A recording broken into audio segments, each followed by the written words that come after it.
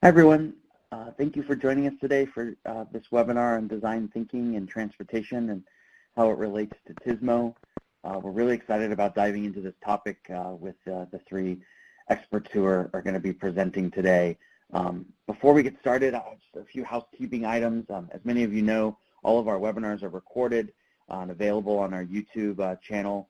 You'll see there on the bottom left of your screen opportunity to see all the NOCO webinar recordings there on YouTube, including this one, which will be up in a week or so.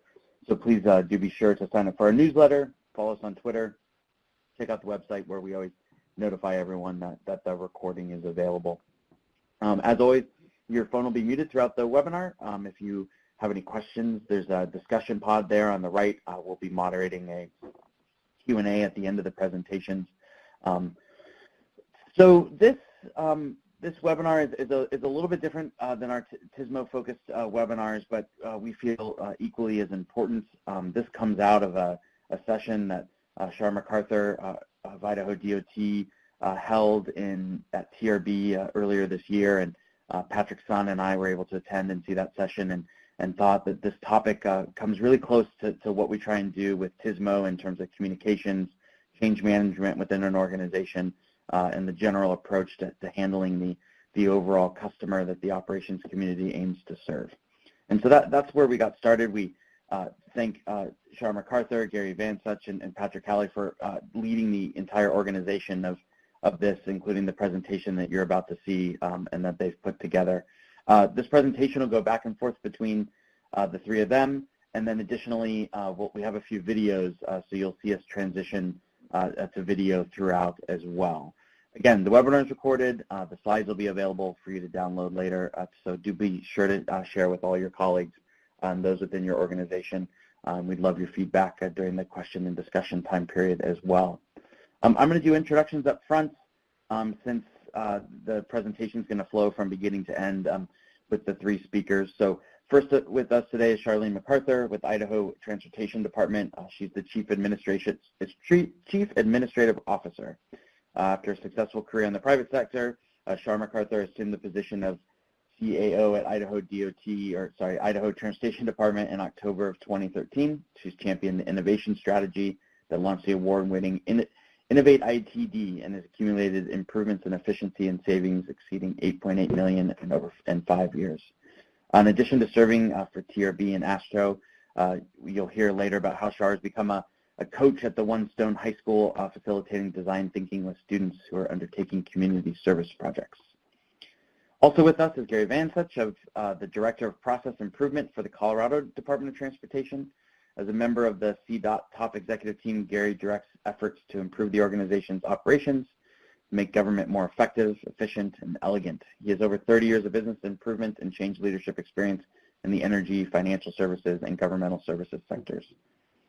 Also with us is Patrick Halley, Director of Performance and Process Improvement for Utah Department of Transportation. He has over 17 years of civil engineering experience in the fields of geotechnical investigation and design, roadway pre-construction, project management, and traffic operations. I encourage everyone to reach out to these folks after the webinar. It's been a pleasure working with them the last couple weeks to put this together and to be able to understand all their expertise on this topic, some of which will come up today, but there's more to learn from them, and I want to thank all three of them for their willingness to share with us today. So without further ado, I'll kick it off to Shar first. Thanks, Adam. Can you hear me okay? Perfectly. Excellent. Well, welcome everybody. It looks like from the sign-up list we have folks from as far away as Italy potentially on the line, so lots of people from across the country, but even outside of the country. We are particularly interested in knowing what you want to know or what you're hoping to get out of this, and if you wouldn't mind at any point during the discussion today, because we are not interactive, which all three of the presenters would prefer, but not possible, just type what maybe you're looking to get out of this webinar or what inspired you to sign up, and as you have realizations about how it might connect to your work or what you might do differently after this, just pop those comments into the chat box, and we'll try to keep an eye on that as we go. Today's agenda is pretty straightforward. We're going to do a brief why we think design thinking in DOTs is important, and then we're going to go through what exactly is human-centered design thinking, and then give you some use cases out of real-life examples of where design thinking has been applied in our transportation sector. We've got some brief list of resources that are available to you on the web, or interesting reads that you might want to have, and then we'll hopefully have time for questions. Not hopefully, we will have time for questions. That being said, just real quickly, let's start off with why human-centered design thinking. And the first thing we want to talk about is employee engagement. One of the largest challenges facing DOTs in the future is how we're going to attract and retain the workforce of the future. And as we think about the motivations that will cause employees to come and work for us, their ability to be engaged in a productive, interesting manner is top of the list of what folks are looking for when they decide on who they want to work for. So I have a video for you, and Adam can swap over to this. This is a video that we made last year after the conclusion of 3 design thinking events. And this is real frontline employees talking about the effect that doing design thinking had on them.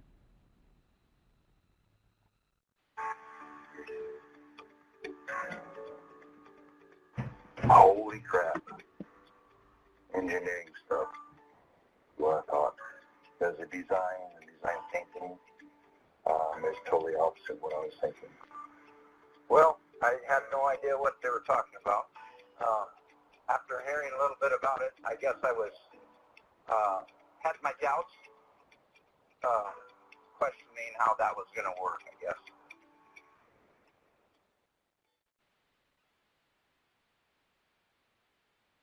Empathy makes you sit back and take it all in before you, instead of just reacting. It was actually hard for me, because that is my initial reaction. I hear a problem, I just, okay, we'll do this, we'll have a solution.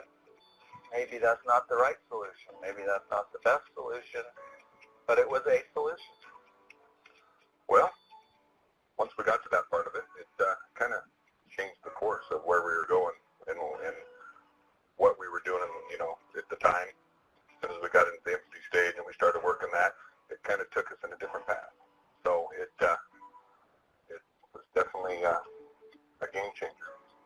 So the design thinking process, Empathize, I think it's one of the most important parts of it.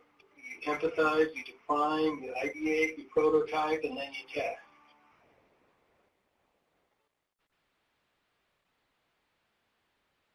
Probably just the ideas that came up. You know, a big change that we had was more of a kind of a compartmentalized idea. So now we're looking at going back to a program that we had a couple years ago, Just Drive, and kind of taking Just Drive to the next step. You really just need to trust the process. You know, we went in there previously to take on the design thinking part of our project. We had some recommendations from a researcher, and we thought we knew what we wanted. We had a good idea of where we wanted to get. How we were going to get there was really the question. Probably the cross collaboration between different employees with different backgrounds, and we actually reached out to Idaho Power, being able to collaborate with them. We had 2 organizations were working with us at Idaho Power and Idaho Transportation Department. We had 7 from across the state, and getting everyone out of that comfort zone, I think, put us all on the same pace and on the same level, and it made us all equals, and it really just kind of broke down a lot of barriers for us. And I think that contributed to the success of the project. But until you hear their voice and understand where they're coming from, you'll never find a good solution.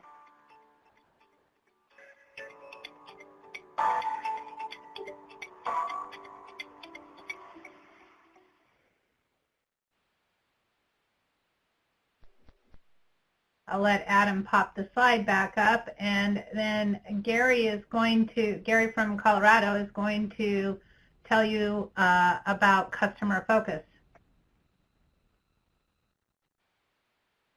Oh, that's All right. we're still back here. Sorry, on this customer focus. Oh, I'm sorry. Customer focus, and this is Gary from the DOT. It's important to understand who your customers are for a particular improvement project. I'm an old process improvement guy. Customer focus is crucially linked to empathy, and we're going to talk about that in a few moments about how that empathy can work to actually get a better project chartered. And we've got an example from our organization here that used to be called TSMO. Nobody could actually pronounce that very well, so we call it Division of Mobility Operations now. And Patrick? Absolutely. One of the great benefits you get from design thinking is you're actually focusing in on a problem that needs to be solved. And it's a little bit of a roller coaster ride of how you expand your thinking and then you narrow it down and you expand it again, you narrow it down, and we'll talk about all that.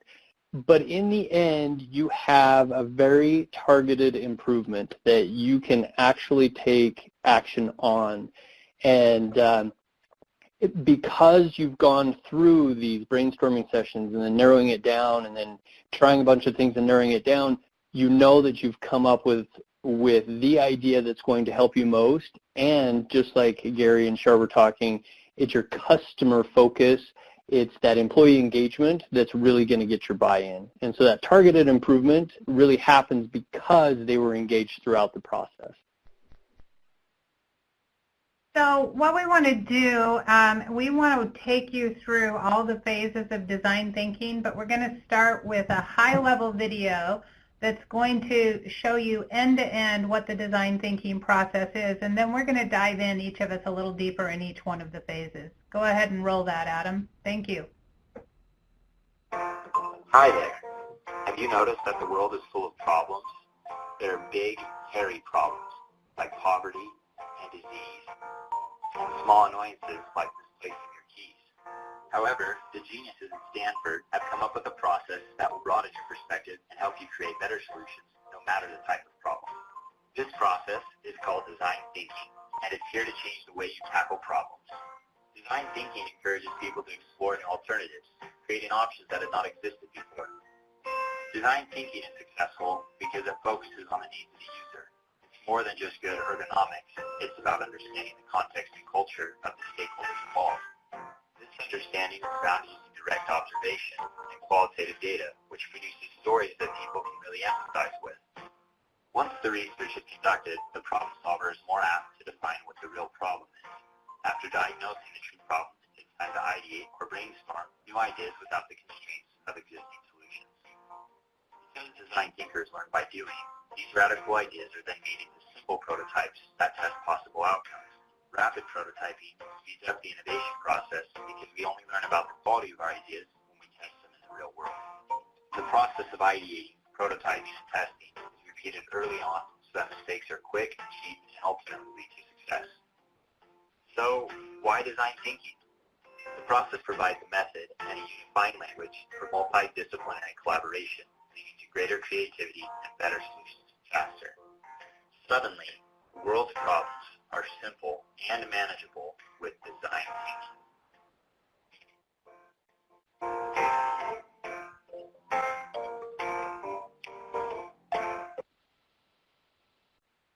So that's the high-level overview of what design thinking is. We want to dive in a little bit deeper now. So Gary's going to take you through empathizing and defining. I'll come back with ideate, and Patrick will pick up with prototype and testing. Gary, it's all yours. Great, I appreciate that, Shar. And welcome from the Centennial State. This is our roadmap. We are going to focus on first the empathize and define steps. Many of you are involved in improvement in your organizations. We have a community of practice we call the Transportation Lean Forum. I see at least one person from that forum, Lisa Penny from North Carolina. Hi, Lisa. We have a way to try to get initial information about improvement projects. And improvement projects are a great place to start. Scoping out improvement projects are a great place to start building in empathy for people who'd be impacted by your project. So this is our overall Our overall form, folks in our division that used to be called TSMO, by the way, we got away from that because it's quite a mouthful and it's sometimes difficult to pronounce. Now the Division of Mobility Operations had an issue, and they came to me with this particular document with a scoping opportunity and people working on this, and the people working on it were people in division. The scoping opportunity was, oh, we don't get very good compliance on operation clearances, and we want to improve compliance. And I've known from experience that compliance is a really tough thing to work on and usually means that we haven't necessarily gotten empathy with the customer. So we started a small workshop just based upon the people working on the project and this the particular scoping operations clearance. By the way, operations clearance, an interesting term. We have a clearance process that says you have to go through the operations group to clear your project to make sure you've included operations considerations. And they weren't getting very good compliance. So we know that people will never forget how you make them feel. And we said, gosh, how are people feeling during this process? Do people have the why? Because we know that anybody who has a why can bear almost any how on how things are done.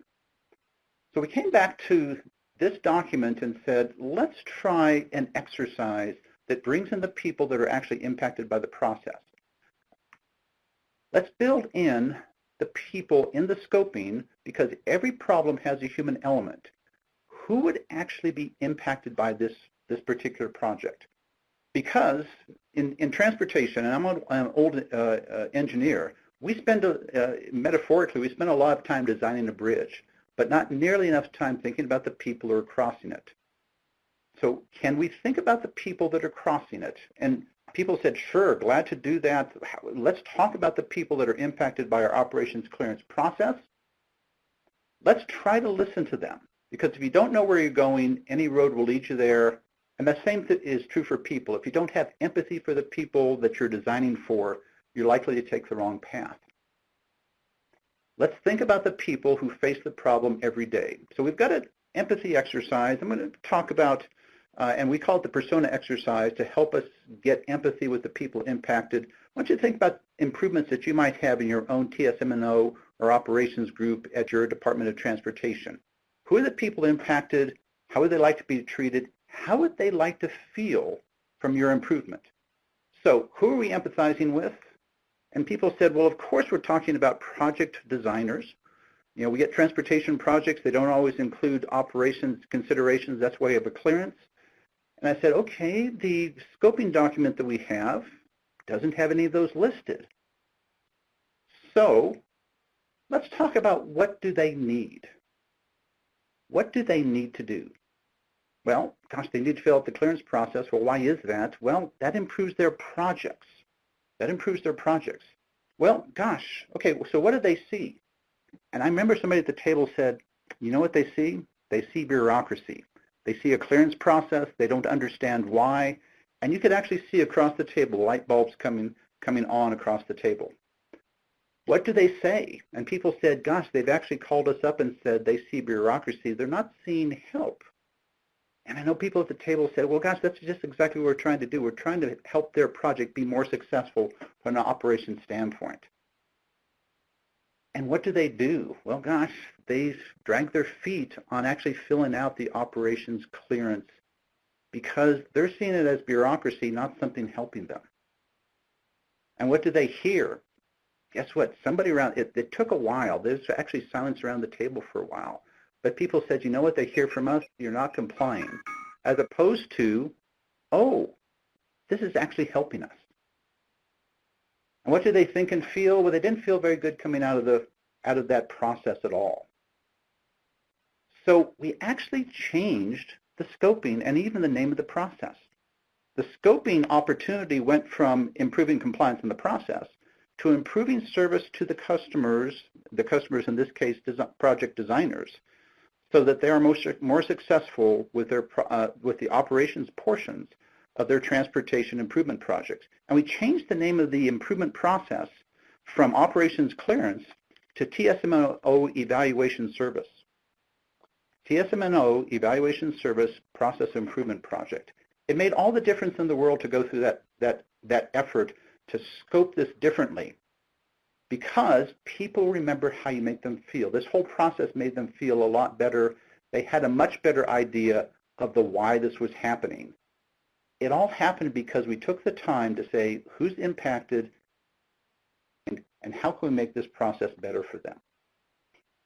Now, we build this into our training also. We have some change management training. We know that many changes, and we use a set of products from ProSci. It's one of many vendors. Whatever you do, get out there and think about the people side of change, empathy, design thinking, change management, all in the same realm. Many changes fail because they don't appreciate that people side of change. And if a team only focuses on the right answer in this case originally was to get better compliance. If they develop only the right answer, they may ignore the people side of change. We think it's crucially important. We've got information on our website to help you if you're interested in that portion of what you might be facing in your own operations. That's a little bit about empathy, a little bit about Define, and how that actually helped an improvement project here at CDOT. Hopefully some usefulness for you. I'm going to turn it back over to Shar, who's going to pick up with you on the ideate phase of design thinking. Thanks, Gary. I think it's also important to note that sometimes with Define, you will have to redefine after you empathize with your customer. And even later, even though we often teach design thinking in a linear fashion, it does not execute in a linear fashion. So we're constantly in learning mode in design thinking. In fact, I like to remind people that we always try to stay in learning mode. Once we start being knowers, we stop being learners. So as we learn, we may find additional insights that cause us to redefine our projects. And you'll see later with some case examples where that happened at ITD. After we do define what our problem is, we move then into ideating mode. And ideating is when we are looking to generate lots of ideas. This is where we flare, we don't focus. And at One Stone High School, what they call this is 51ing. That's 5-1, meaning we're going to come up with 51 different ideas on how we might solve for our problem. The reason they come up with 51 is because they know that the first 10 and maybe even the first 20 ideas will be very easy, commonplace, and they won't have reached the radical design alternatives that they need to reach. So coming up with lots and lots of ideas in the ideation mode, because we're trying to move away from identifying problems to moving into exploring solutions. So Gary was talking a lot about finding the whys. Now we're looking at what kind of solutions do we want to come up with. And we really want to focus on the human-centered viewpoint. I come from a lean background, as does Gary. And in lean, we really focus on process and efficiency. It's the one characteristic that human-centered design thinking is different about, is we want to focus on the person. And Gary did a great job at talking about what are they thinking, what are they saying, but then what are they feeling. And we do a lot of empathy mapping work, and if we focus our ideation on the human-centered viewpoint, it will give us a different solution than if we're just focused on the process. And we're looking for insights. And I like to describe insights to my staff when we're training, like, what surprised you? What didn't you expect? Because if all the answers come out and you already knew them, you're not learning. Again, back to that learning versus knowing. Here's a list of different kinds of brainstorm prompts we use to get people thinking outside of the box. POV stands for point of view. But this is just like, how might we create an analogy from our need or context, or how might we take the bad out of the situation, or look at the opposite. It's just ways to stoke up the brainstorming, especially if you come to a standstill. Then after you brainstorm and you flare, now it's time to select. What are you going to select to move to the next stage? And so there's all sorts of different ways you can do this, from voting to picking top 3 or dividing up in teams and categorizing. But you have to come up with some way to select the best ideas that you're going to move forward with. And then you would move into prototyping stage. So I'm going to let Patrick talk a little bit about what prototyping is.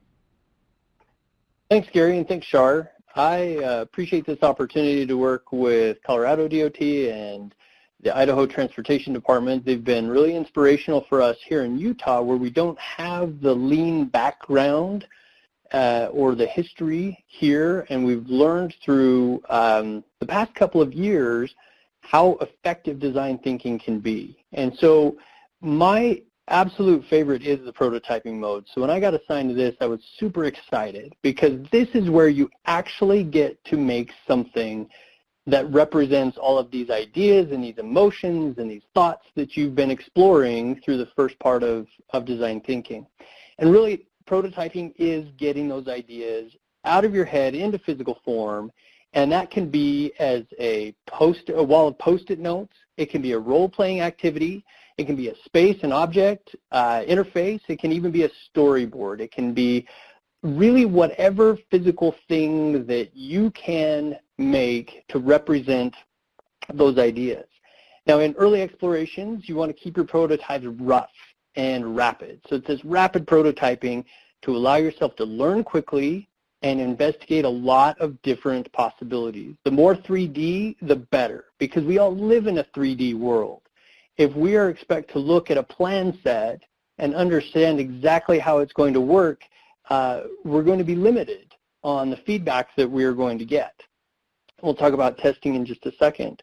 Prototypes are most successful when the people, the design team, the user, and others can experience and interact with those prototypes.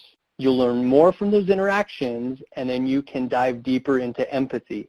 And that is a very crucial part of design thinking, is that it is iterative.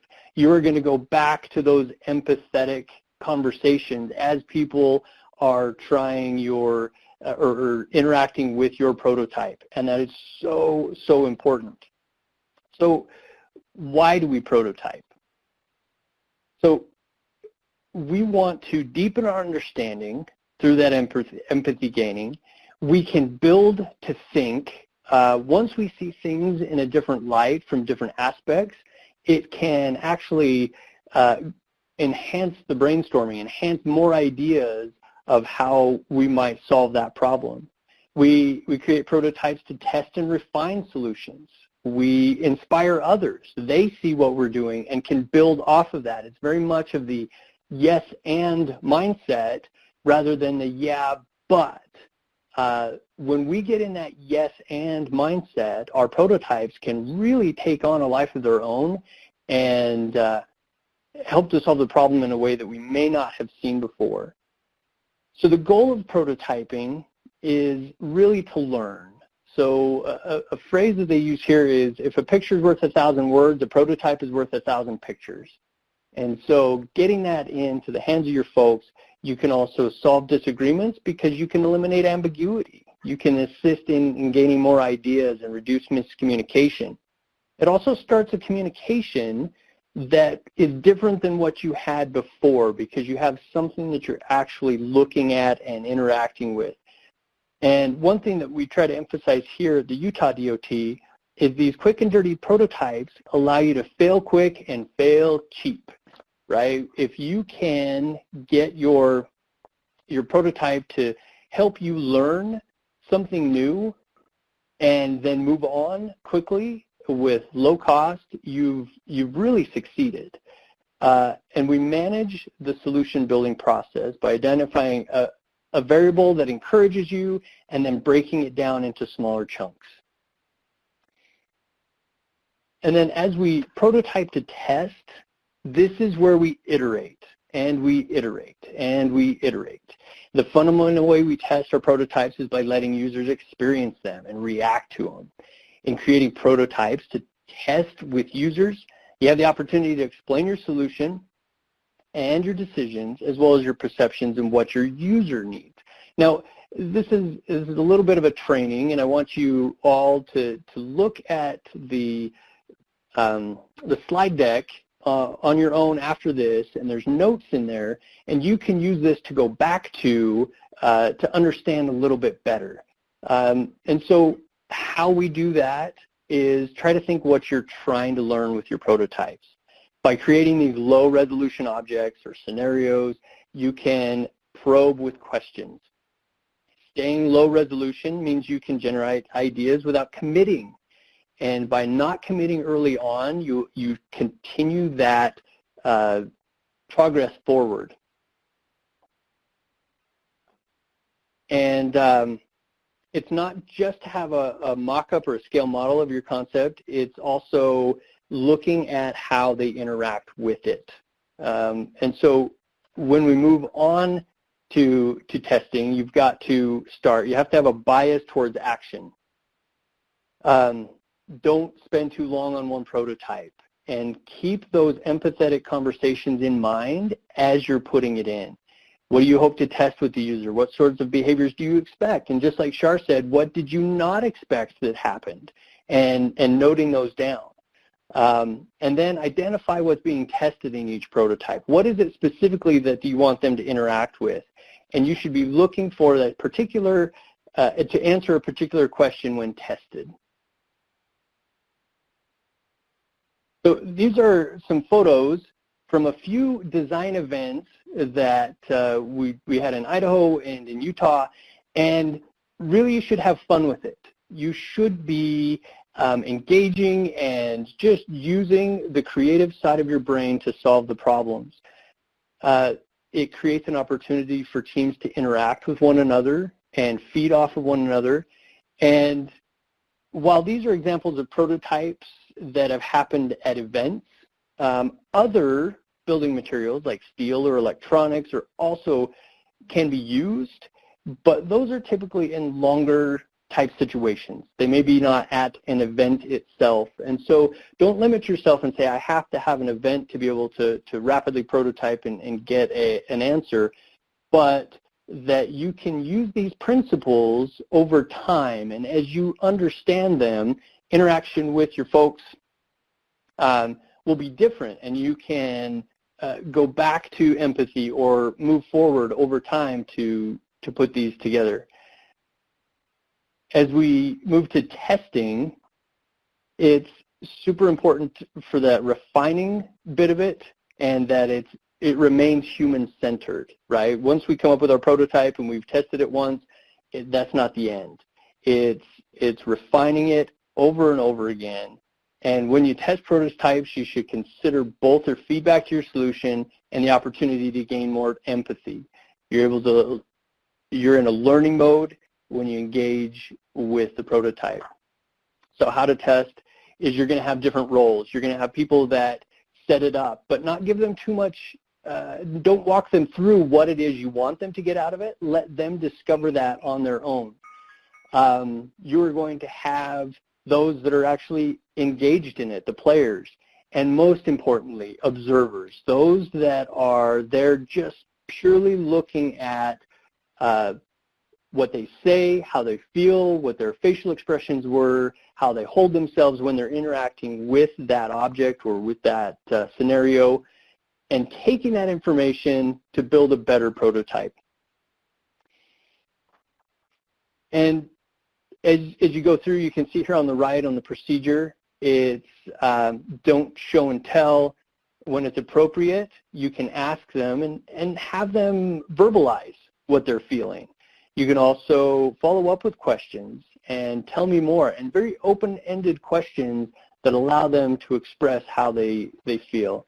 And lastly, I wanted to share with you this feedback capture grid. And so the observers and those that are interacting with it would be able to write down on a sticky note, in this instance, what they liked about it in the upper left-hand corner, what they would change with the delta sign there in the right-hand corner, the lower left, any questions that came up during the exercise, and even more so in the lower right-hand corner, what ideas did they come up with as they were interacting? With that feedback, you're able to go and either ask more questions to the empathy, better define the problem, do more brainstorming, or even just work on your prototype again. And with that, that's the design thinking procedure in a nutshell. And what we would like to do is give some case studies with how design thinking has worked in our DOTs. So Shar, I'll give it back to you. Thanks, Patrick. Great job. I was going to comment that last week at NTLI, at National Transportation Leadership Institute, I did a design thinking crash course. And when a prototype was put in this young woman's hands, I don't know, young or old, she burst out with laughter, and you could just see her entire posture change. And so the value of prototyping and putting it in the user's hands is pretty evident when you strike a chord and you see that reaction. It can't be underestimated. But let's move on to some use cases. So that's kind of a walkthrough of the different steps that are involved in design thinking. We wanted to talk to you about some real life cases. And the first one I wanted to bring up was the Clutch, which is a group of high school kids from One Stone High School here in Boise, Idaho, and they use the design thinking principles to learn. They apply design thinking to projects that high school students come up with, challenges, design solutions that they challenge themselves with. And this particular group of students challenged themselves with problem of distracted driving, specifically texting and driving. And this is a slide deck they did at effectively their report out day a year or so ago. We wish they could have been here today. They were with us at TRB in January. And so I'm going to probably not do their story justice, but their first stage of understanding and empathizing what was going on with distracted driving, and they realized that it was a real problem by talking with other students and learning that they wanted to find a way to solve for that challenge. And so here are some of their how might we statements, and they were working on gamifying or potentially finding a way to reduce distracted driving. So I'm just kind of taking you through some of their slides of the different phases. Here you see them moving into ideate stage. This is where they came up with the name Clutch for their team. And they ended up developing the concept for an app. And this app, these are some prototypes. These are two-dimensional prototypes that they built that would gamify the texting and driving. So the concept was modeled after a university concept where they were rewarding students for not using their phones during classes. And so this team said, well, could we find a way to reward drivers for not texting while they're driving? And so that was where the idea was born, and then they modeled it from there to develop the application. And here you see it moving into wireframes as they further refine their concept and move into testing. So they use the entire end-to-end design thinking process to come up with this application. Since then, they have been to South by Southwest. They've been to TRB. The group of students, this is the original group. There's actually two different ones, but Ethan in the middle with the tie and Coco on the left, they're all graduated. They just graduated last Saturday. And so the future of Clutch is still, we're trying to learn whether it's going to stay with the high school or these kids are going to move it on into a business. But super exciting work that they did and very practical application to the transportation field where they saw a problem. I think one of the most interesting things was they were originally focused on teenagers, as you saw in their original empathy slide.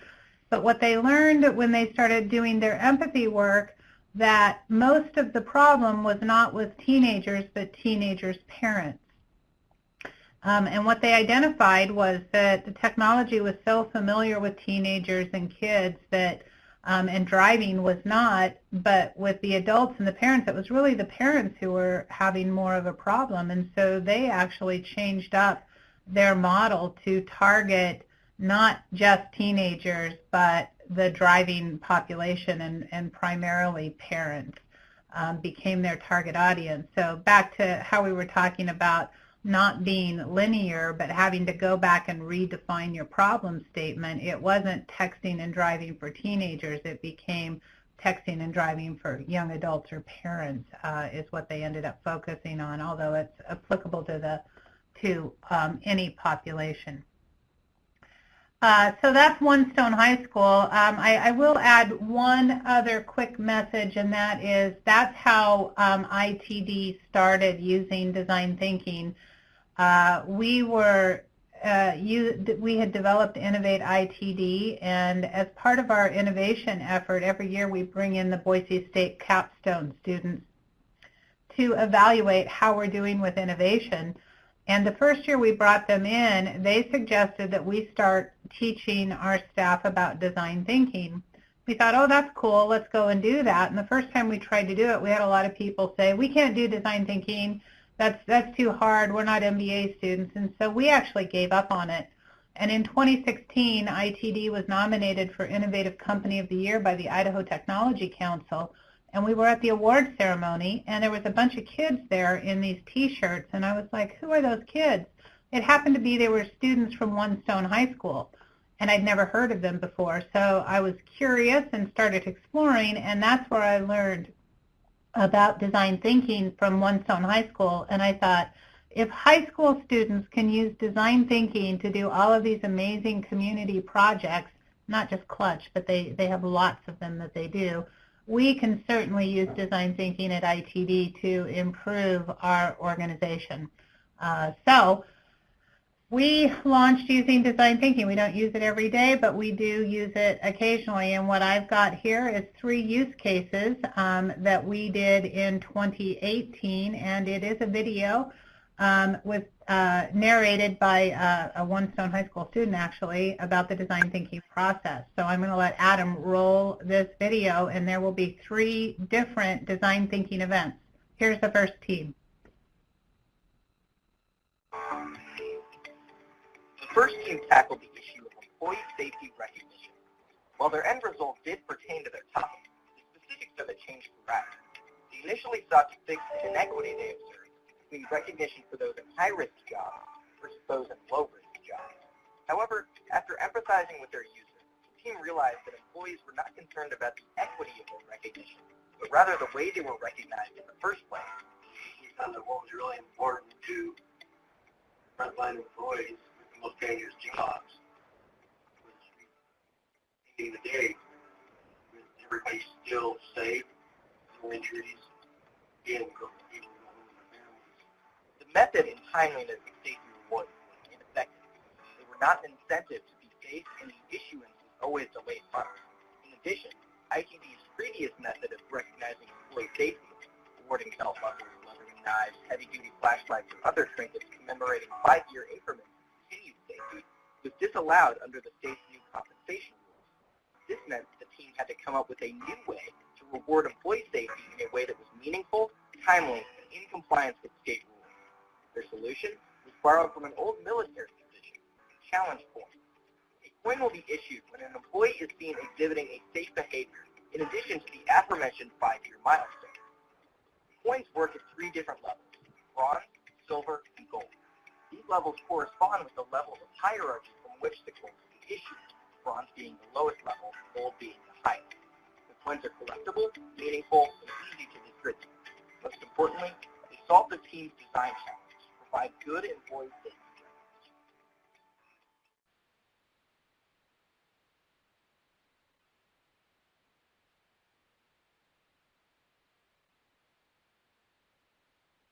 The second team focused on innovation recognition. The team is comprised of Idaho Transportation Department innovation students, the shepherds of ITD's Innovate ITD effort. One important part of Innovate ITD is the employee recognition. The stewards knew that current recognition was not effective and believed this was one of the reasons participation was dwindling in innovation. How do we show that people's ideas matter, that we actually want to encourage people to have that idea, and that we don't want people to be afraid of those ideas? The stewards emphasized and gathered a lot of feedback from ITD employees. Affected our project because it helped us truly understand the question of why we are trying to solve the problem. Through empathy, our problem becomes personified. That's one of the really interesting things about design thinking is you can go into it with one question, and halfway in the middle you realize that you're not even asking the right question. They then created composite characters from the data to create their insights and began ideating on possible solutions. What we ended up coming up with was how can we show the IT employee in general that their ideas matter. And suddenly that had applications to not just employees, all the districts. And it could be something that might be a gathering, it might be something else. We don't know. After prototyping and receiving feedback, it was discovered that a key element missing in the current process was the omission of the supervisors/managers in their communication chain, leaving them completely unaware of efforts their employees were initiating. The biggest takeaway from this was the fact that the number one thing employees cared about was their supervisor's recognition. They wanted their boss to care about their ideas. This illuminating moment resulted in the selection of modifying the current process to include supervisors in the communication.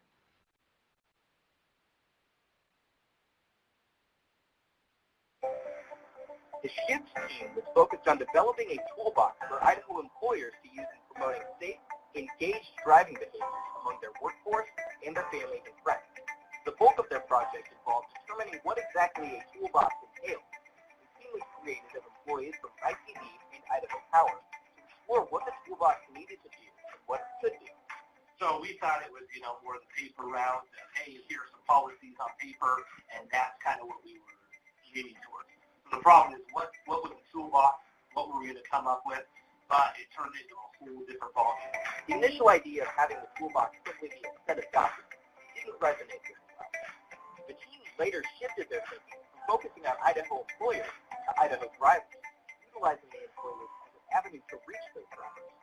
The team ended up realizing that they didn't have to be restrictive about the parameters of the toolbox or the format of what it contained. Instead, they landed on the notion of a collaborative toolbox with lots of employees that contribute their best practices to encouraging safe driving behavior. They also revisited an older campaign that engaged employers and decided to use that as their stepping stone to move forward and enlist Idaho employers in the effort. The first contributors to the toolbox were the Idaho Transportation Department and Idaho Power themselves. Some of the initial tools to be placed into the toolbox will include stable policies, traffic, training videos, a virtual reality experience to help create extended empathy in the driving community.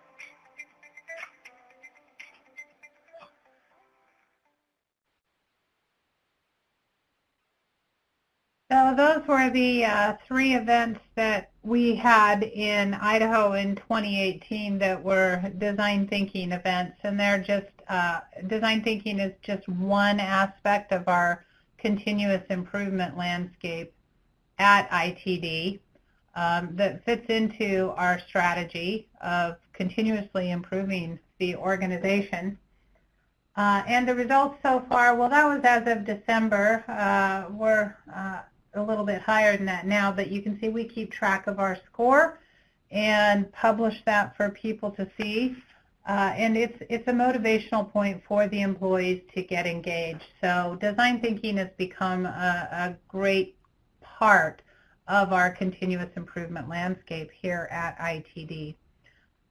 With that, I'm going to hand it over to Patrick to talk about Utah's use cases.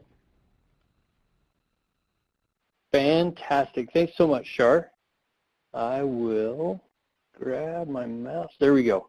All right. So design thinking, what we did in 2018 is we had 7 design events, and they were many and varied, and we had different varying levels of success. It was the first year that we had really tried to do this on a pretty regular basis.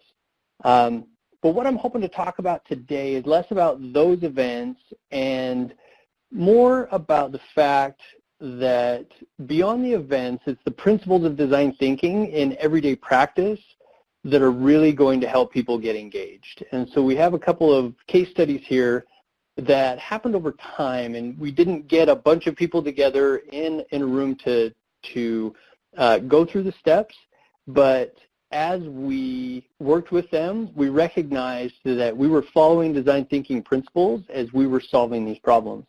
The first one I'd like to share is an idea that came in through our idea portal. We have innovation challenges, and we want to get people engaged in sharing their thoughts. Well, this employee went to the trouble of saying, we need an employee app, right? Something that is an employee directory so that when I go to the different regions or at Central and I need to find someone, I can look them up and what their job duties are and where they're located and have an app available. I'm sure this is the same in most departments, that getting through designing something new and sending it on through IT and getting it developed can be very daunting for a person who is not their job. This individual was one of our environmental and right-of-way lead managers, and so he had this idea, he submitted it, but didn't quite know where to go with it. He had done a lot of research, talked to a lot of people, really gained support for it, but wasn't quite sure where to go. It just so happens that we have a certified public manager course within the state of Utah where they look for ideas that help as many divisions as possible, and they latched onto this one. And so they were able to take it from him and gone through each one of those steps that he took in the empathy and design and brainstorming and everything, and we're able to move it one step further into prototyping, and now we're in testing. So they went from his PowerPoint presentation that we showed on this last slide, very two-dimensional, where they actually put it on a cell phone where people could interact with it in a, I believe it's Adobe XD is what we used. So in a prototyping software, we threw some together and said, well, this is how it's going to look and feel. We presented that to senior management, and they absolutely loved it.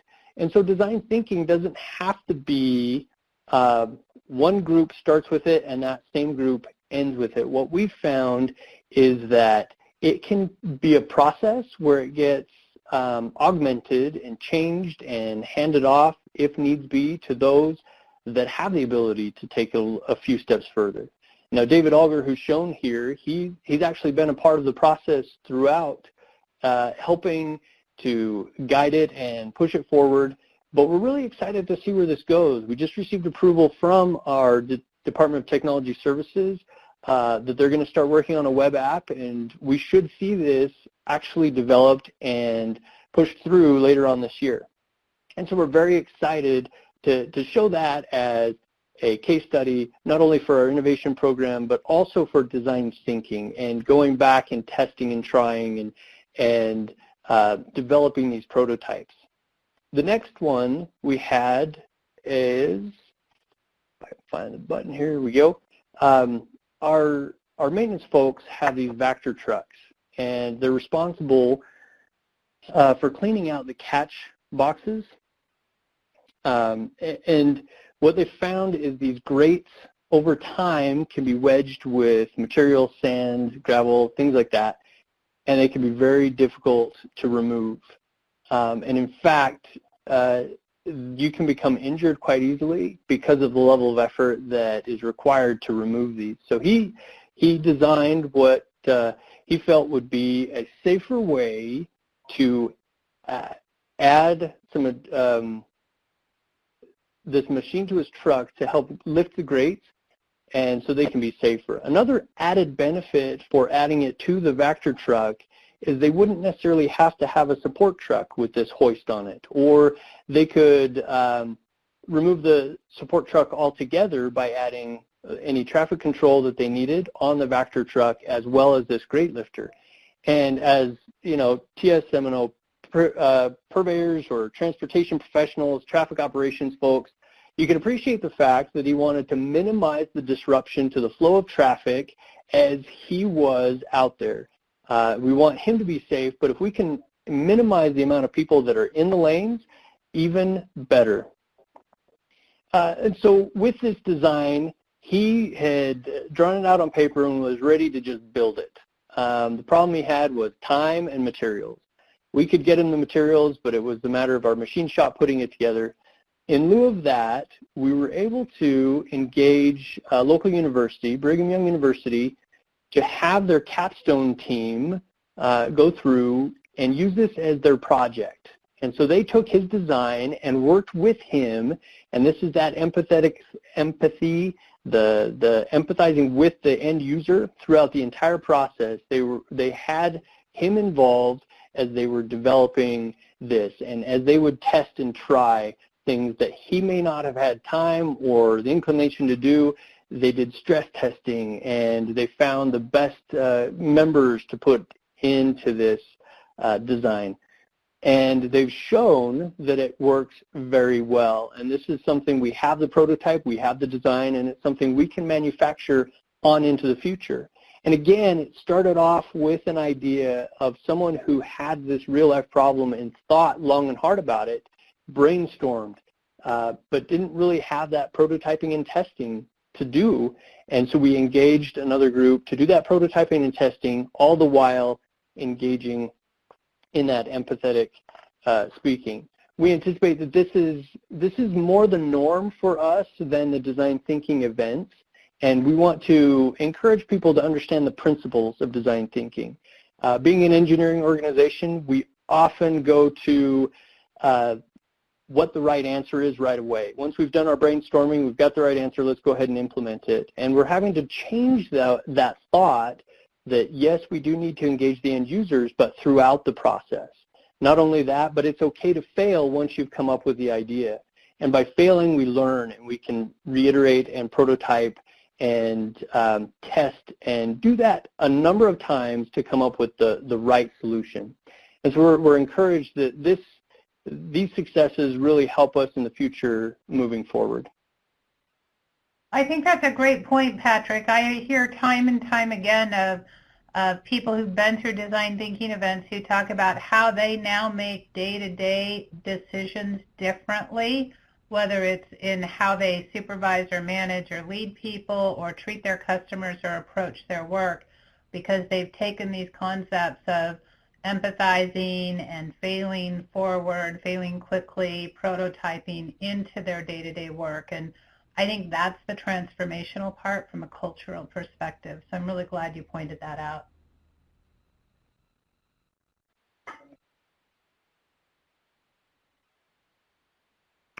Resources. Gary is going to take resources. Yeah, this is Gary. We've been through a lot today. We want to leave you with a few resources too. There are some wonderful, wonderful books out there in terms of design thinking and some of the things that support that. I loved the Toyota Way. Shar mentioned lean process improvement, a lot of commonality between lean and design thinking. Of course, many of you have seen Start With Why from the terrific Simon Sinek. All these are terrific books. We do have some video and web resources. IDEO. IDEO started this revolution, a 60 minutes presentation on this from many years ago. Is at that link. Our Lean Interchange, which is hosted here at CDOT, has information about this too. The Stanford D School, D Design, standing for Design, has wonderful resources, and the Lean Enterprise Institute also has terrific stuff. By the way, at one of my all-time favorite prices, free. I love free. I'll turn it back to you, Shar. All right. Well, I guess we are open for questions. And we're looking for you to type your questions, apparently, in the chat box. Is that right, Adam? That's correct. If anybody has any questions they'd like to ask now of our three fantastic presenters, please do feel free to use that question and discussion pod. Also, the presentation is there on the right center bottom right of your screen there to be downloaded. And some of the videos and links that were referenced on the previous slide are there under the web links section if anybody would like to download them. I will add that Gary and I serve on the same AASHTO and TRB committees, and we are looking at the possibility of a design thinking workshop at TRB in January, where we would actually do the design thinking crash course. And so if that's of interest to you or you think that's a good idea, let us know, give us some feedback there. I don't think there's much worse than developing and doing something and having no one show up. So I'm particularly interested if people are wanting to learn more about this and have an experience with design thinking. Yeah, thank you. That's great news, Shar, that workshop might be in the works there. If anybody has any questions, again, please feel free to use that question and discussion pod. A quick reminder that this recording and all NOCO webinar recordings are on our YouTube channel. Please go there and or sign up for our newsletter so that you can get updates when those are available. Additionally, some of the stuff that was mentioned around with the students and helping them is just fantastic, and NOCO's been working on several case studies with other student DOT collaborative project efforts, perhaps outside the design thinking space, but still within that same realm. So check out the NOCO website for those case studies to learn about how DOTs are engaging directly with students. So it looks like three of you might have given the perfect presentation since we have no questions coming in. Again, I'd like to thank all three of you, Shar MacArthur, Patrick Calley, and Gary Van Such for doing such a fantastic job and leaving everybody speechless here, all of our attendees. Please do reach out to them directly. Share this video when it's released in the presentation, and we want to hear back from you here at NOCO, and they want to hear from you as well about any questions you might have or how we can help with implementing any of these ideas into your agency or your future projects. So with that, we'll close it out. Thank you so much to our presenters, and have a great day, everybody.